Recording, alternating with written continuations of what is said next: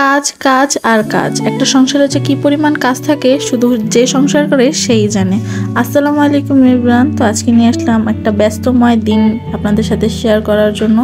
তো এখানে দেখতে পাচ্ছেন আমি কিছু থালা বাসন মেজে নিচ্ছি।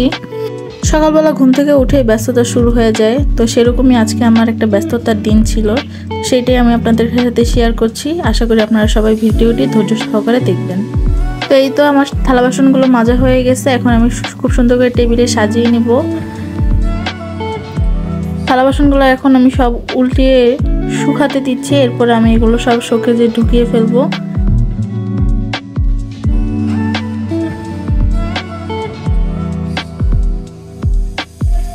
তো এখন আমি আমার ঘরটা গুছিয়ে নিব। এখানে আমি বিছনাটা ভালো মতো ঝেড়ে নিচ্ছি, ঝেড়ে এখন আমি সব ফার্নিচারগুলো মুছে ফেলবো।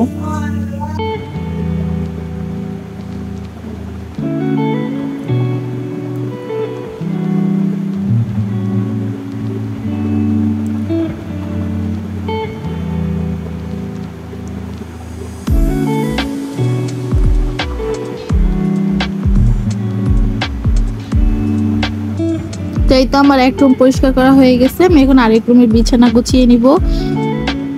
সবকিছু বালিশ টালিশ সব সরিয়ে টান টান করে বিছানাটা ঝেড়ে আবার সবকিছু আমি জায়গা মতো রেখে দিব। খাটটাও আমি ভালো মতো মুছে নিলাম। আসলে ফার্নিচার প্রতিদিন না মুছলে তো অনেক বেশি ময়লা হয়ে যায়, তাই ফার্নিচার চেষ্টা করি আমি প্রতিদিনই মোছার জন্য। এখানে আমি বালিশ টালিশ সব একদম আগের মতো করে গুছিয়ে নিচ্ছি।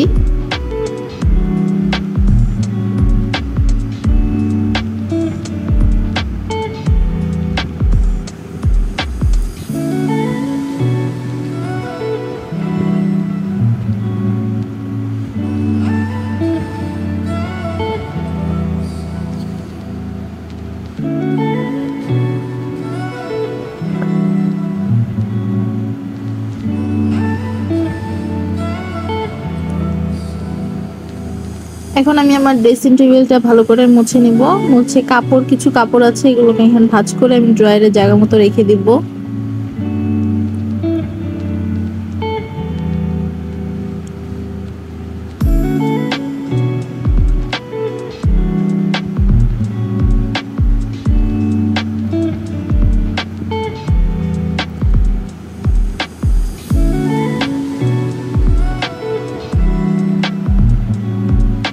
এখন আমি কিছু কাপড় ভিজিয়ে নিব। বেশ কয়েকদিন ধরে বৃষ্টি হওয়ার কারণে অনেকগুলো কাপড় জমা হয়ে গেছে, তাই আমি কাপড়গুলো ভিজিয়ে নিচ্ছি।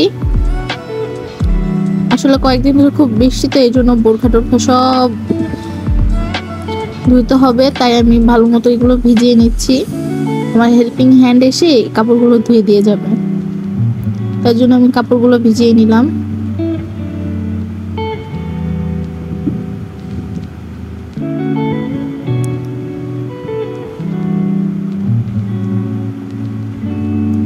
এই তোমার কাপড়গুলো ভিজানো শেষ। এখন আমি বাজারে গিয়েছিলাম, বাজার থেকে বড় একটা মাছ কিনে এনেছিলাম। তো এখন মাছটা বাজার থেকেই কেটে এনেছি, এখন মাছগুলো ধুয়ে নিব। আসলে একবার তো না ধুয়ে ফ্রিজে রাখা যায় না, তো মাছগুলো আমি ধুয়ে নিচ্ছি।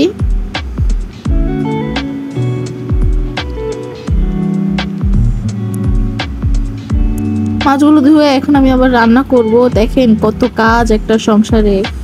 মাছগুলো ভেজে আমি ভুনা করব, তাই মাছগুলো ভাজতে দিয়ে দিলাম। আসলে সংসারের কাজ শেষই হয় না, দিন রাত 24 ঘন্টা করলেও মনে হয় যেন কাজ শেষই হয় না। তো এটাই হচ্ছে মেয়েদের জীবন, কাজ ছাড়া তো আর কোনো বিকল্প নেই।